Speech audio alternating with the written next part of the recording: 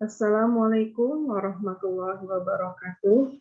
Nahmaduhu wa nasta'inuhu wa nastaghfiruhu wa na'udzu billahi min syururi anfusina wa min sayyi'atina a'malina. Alhamdulillahirabbil alamin. Asyhadu an la ilaha illallah wa asyhadu anna Muhammadan abduhu wa rasuluh. Marilah kita panjatkan puji syukur kehadirat Allah Subhanahu wa taala atas qadrat dan iradatnya kita bisa bertatap muka di pagi hari ini. Shalawat salam semoga kita limpahkan kepada Nabi kita Muhammad SAW, kepada keluarganya, pada para sahabatnya, pada tabi'in, dan pada kita sebagai umat akhir zaman. Amin ya Allah ya Rabbal alamin. Alhamdulillah anak-anakku, kalian sudah masuk dan diterima di SMP Negeri 40 Bandung ini. Dan selamat datang kepada seluruh peserta didik kelas 7 tahun 2021-2022 ya. Selamat datang di SMP Negeri 40, SMP negeri yang kita cintai ya dan kita banggakan. Untuk mengenal lebih dekat dengan SMP Negeri 40, kita akan mengikuti kegiatan MPLS, Masa Pengenalan Lingkungan Sekolah. Di sinilah kalian bisa melihat lebih dekat SMP Negeri 40. Pada kesempatan ini, Ibu akan menyampaikan materi tentang tata krama. Sebelum Ibu menyampaikan materi ini, perkenalkan dulu, nama Ibu adalah Ibu Lina Marlina, guru IPA di SMP Negeri 40 ya. Oh iya, lupa. Guru IPA di kelas 8 SMP Negeri 40 Bandung ya. Pada kesempatan ini Ibu akan memaparkan materi tentang tata krama ya. Nah, ini ya materi tata krama yang akan Ibu sampaikan. Kemudian kalian lihat di sini ada 3 gambar yang mencerminkan sedikit tentang tata krama. Satunya bakti kalian kepada orang tua, gambar 1 ini bakti kalian kepada guru, dan ini adalah bagaimana kalian berteman dengan teman di sekolah. Kemudian untuk mengenal lebih jauh apa itu tata krama, kalian harus mengenal dulu pengertiannya apa ya. Nah, kita akan bahas tentang tata krama ini dimulai dengan pengertian. Nah, lihat gambar nih, seorang anak yang sedang berpikir, apa sih tata krama itu? Nah, tata krama berasal dari 2 kata ya, tata dan krama. Tata artinya ada, aturan, norma, dan peraturan. Sedangkan krama berarti cara, langkah, tindakan, kelakuan, atau perbuatan yang baik. Kalau kita satukan, tata krama itu adalah tata cara, sopan santun, tata susila di dalam kehidupan sehari-hari. Dan kalian perlu diingat, tata krama ini berlaku di mana saja, berlaku mulai hari ini dan masa yang akan datang. Karena dengan adanya tata krama menunjukkan bahwa kalian itu dapat menciptakan pengalaman tentang kebaikan, tentang kedamaian, tentang keselamatan. Dan itu dimulai dari tata krama ya, aturan cara sopan santun kalian atau etika kalian. Kemudian kalau kalian sudah memiliki tata krama, etika, aturan yang ada dalam kehidupan, dalam hati kamu, diri kalian semua, maka akan ada manfaat dari tata krama ini. Apa manfaat yang dapat kalian raih? 1, kalian akan nambah percaya dirinya. Kemudian kalian akan disenangi serta dihormati orang lain. Karena contohnya kalau kalian sopan santun kepada orang lain juga akan senang kepada kalian. Seperti itu contohnya sedikit ya. Kemudian kalian yang mudah dalam berhubungan dengan orang lain. Kemudian ketiga, dapat memelihara suasana yang baik di lingkungan sekolah, rumah, atau masyarakat. Ya. Lanjut lagi ya. Tata krama dalam pergaulan, khususnya bagi pelajar, kita dimulai dari lingkungan rumah ya atau keluarga. Karena ingat, keluarga merupakan tempat pertama pembentukan pribadi kalian. Mulai dari etika sopan santun. Ya, itu belajarnya dari rumah karena tidak ada mata pelajaran khusus tentang tata krama. Jadi pembelajaran pertamanya adalah ada di rumah. Contohnya, bagaimana kalian menghormati orang tua, lalu menjalankan, melaksanakan perintah orang tua, tentu dengan perintah yang baik-baik dan tentu juga sesuai dengan ajaran agama kita ya, agama Islam.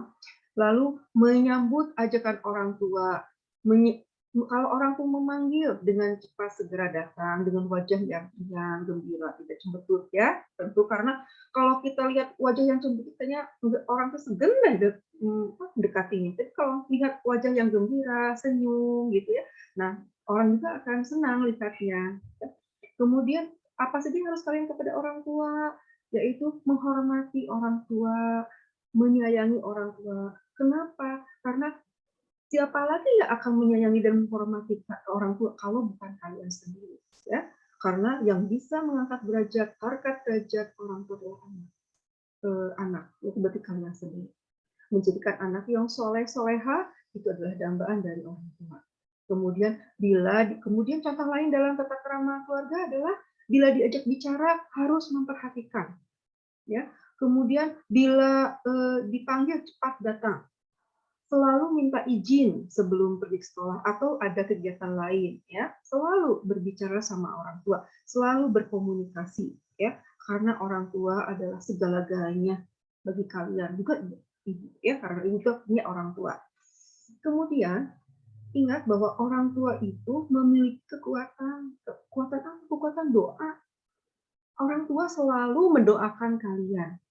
Karena ingat, doa orang tua itu tidak terhalang oleh hijab dan orang doanya itu akan masuk langsung ke tembus ke langit. Dan mudah-mudahan doa ibu orang tua kalian, ibu bapak, setiap sholat, setiap saat berdoa untuk kalian dikabulkan oleh Allah Subhanahu wa taala. Amin ya Allah ya rabbal alamin. Jadi, kita simpulkan bahwa tata krama di lingkungan rumah adalah hal pertama yang harus kalian laksanakan. Dan ini menjadi bekal kalian nanti di kehidupan kalian di masyarakat atau di lingkungan sekolah. Ya, lanjutkan lagi slide selanjutnya. Bagaimana dengan yang kedua, tata krama di lingkungan masyarakat? Kita harus tahu bahwa masyarakat itu tempat bertemunya berbagai lapisan masyarakat, berbeda latar belakangnya, berbeda budayanya. Sehingga kita harus paham bagaimana saat kita beretika, kita bersopan santun di lingkungan kita. Ya. Contohnya, mengucapkan salam ketika bertemu dengan orang yang lebih tua atau orang yang sepantaran dengan kalian, ataupun yang lebih muda. Ya. Karena kalau kita lihat dengan sopan, kita indah deh kelihatannya. Ya, menyayangi orang tua, menyayangi yang lebih muda, menghormati sesama teman, sangat indah terlihat. Lalu contoh lain bersama masyarakat itu berada di lingkungan masyarakat adalah membiasakan mengetuk pintu pada saat kita bertamu. Ya. Jadi pada saat kita bertamu kita harus mengucapkan salam lalu mengetuk pintu. Kalau misalnya 3 kali tidak dibuka, berarti ya sudah saja dulu kita pulang dulu, nanti dilanjutkan lagi ya, karena batas kita mengetuk pintunya itu sampai 3 kali menurut sunnah Rasul ya. Kemudian kalau kita melihat dengan tetangga yang membutuhkan pertolongan, kita bantu semampu kita ya. Kemudian menghargai saran dan pendapat orang lain. Ini yang paling penting. Jadi pada saat orang lain sedang memberikan saran atau pendapatnya, patut kita dengar dulu apa penjelasan mereka. Karena dari penjelasan itu ada makna yang dapat kita ambil, ada hikmah yang kita ambil dari kata-katanya, dari pesannya. Sehingga itu menjadi bahan bagi kita, masukan dari kita ya, sebagai apa? Sebagai bahan untuk motivasi, untuk evaluasi seperti itu. Sekali lagi, dengarkan saran dan pendapat orang lain ya, seperti itu. Selanjutnya kita akan bahas pada jenis-jenis tata krama. Ada 3 jenis tata krama. Salah satunya adalah tata krama dalam berbicara. Nah, ini yang harus kita perhatikan. Dalam berbicara, kita harus melihat teman kita berbicara itu siapa. Misalnya orang lebih tuakah, teman sebayakah, atau teman yang lebih di bawah kita usia.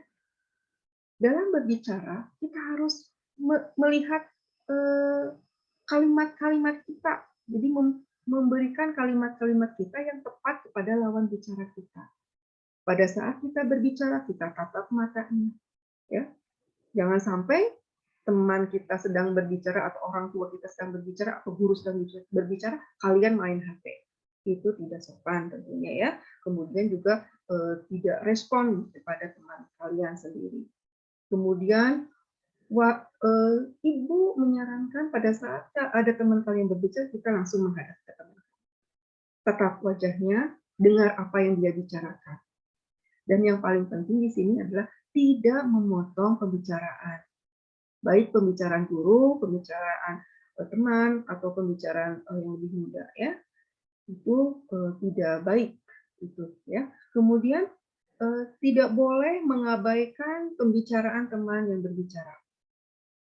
Kemudian berkatalah dengan kata-kata yang baik, jagalah lisan kalian, lidah kalian, dan jangan sampai menyinggung perasaan orang lain. Jadi pada saat kita berbicara, pilihlah kalimat dengan tepat. Pikirkan apakah ini menyinggung atau tidak. Pada saat pandemi, berarti kita tidak bisa bertatap muka, tapi kita berbicara di dalam HP kita, di dalam WhatsApp kita.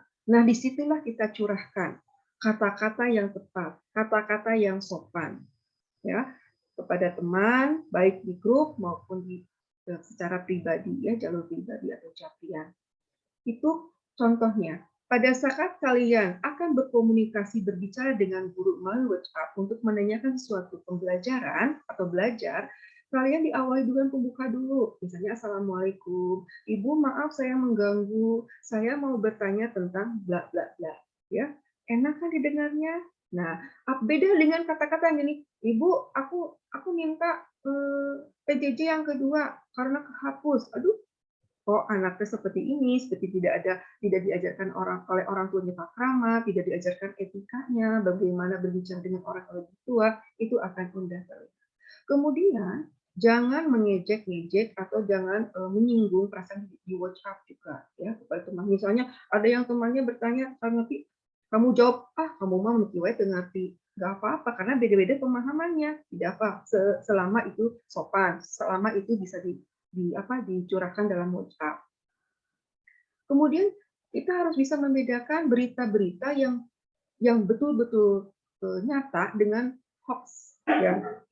Banyak sekali kita ada berita-berita tentang hoax ya. Jadi kita harus betul-betul menyaring berita itu. Cek and recheck lebih baik sebelum menyebarkannya. Karena kayak ada undang-undang IT ya yang bisa menyebarkan hoax itu akan berbahaya gitu ya, tindak pidana itu maksudnya. Lanjutkan kedua, tata krama bergaul. Di sini tata krama bergaul dengan guru, dengan teman.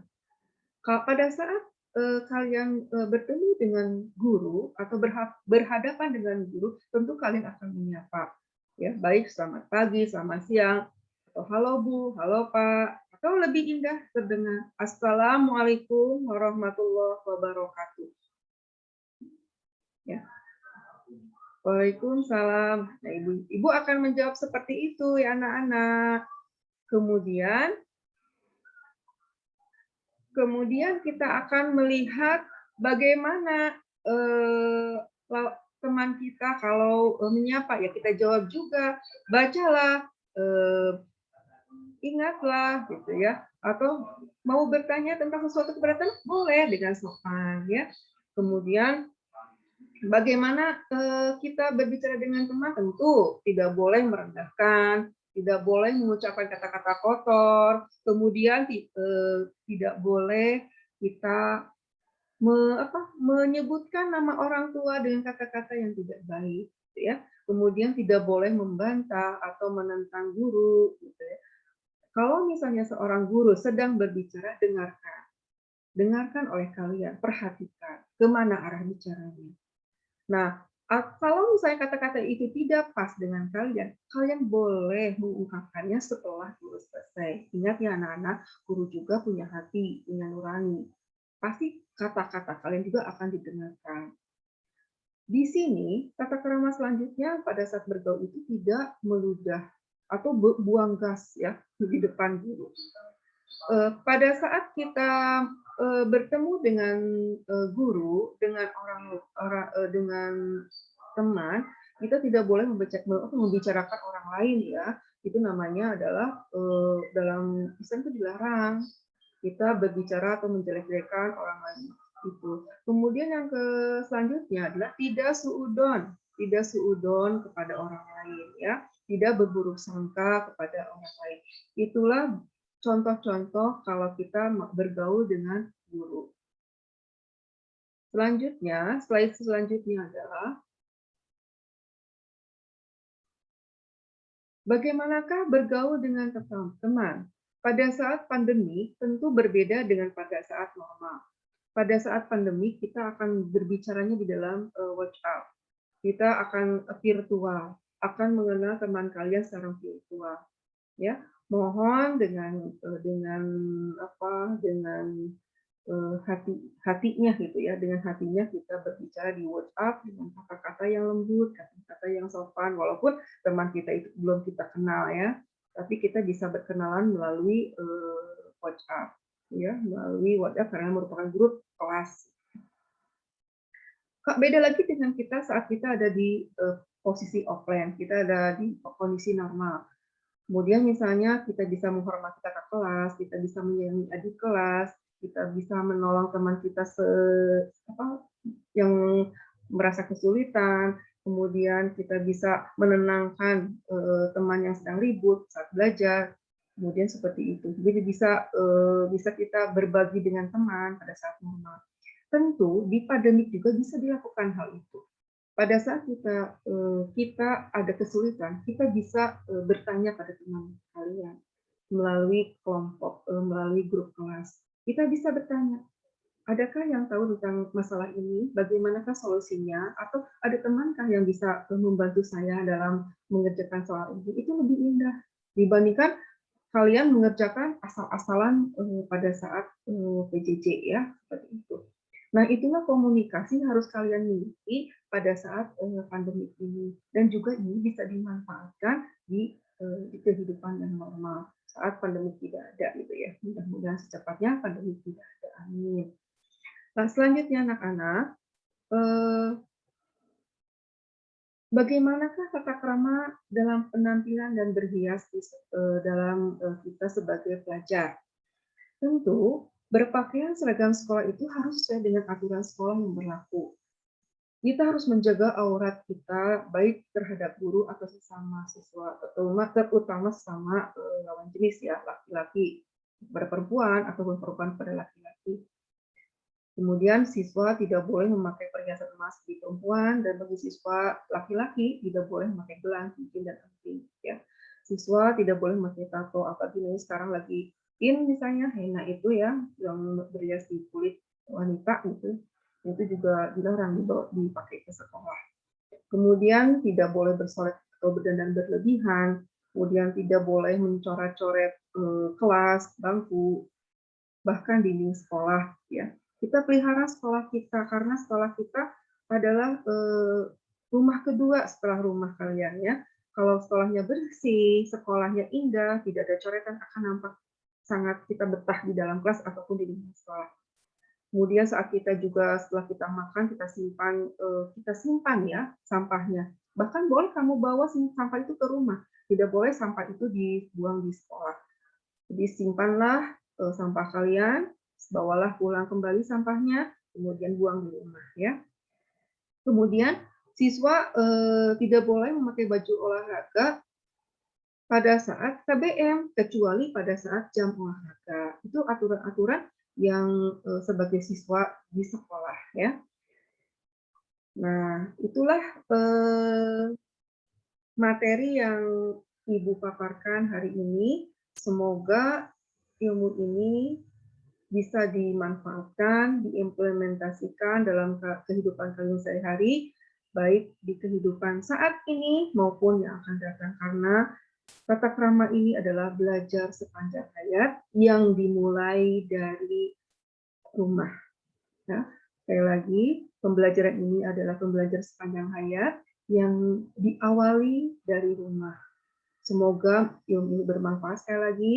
Terima kasih anak-anak atas perhatiannya. Mohon maaf bila ada kesalahan. Wassalamualaikum warahmatullahi wabarakatuh. Salam anak-anak. Sampai ketemu lagi ya dengan Ibu Lina. Salam.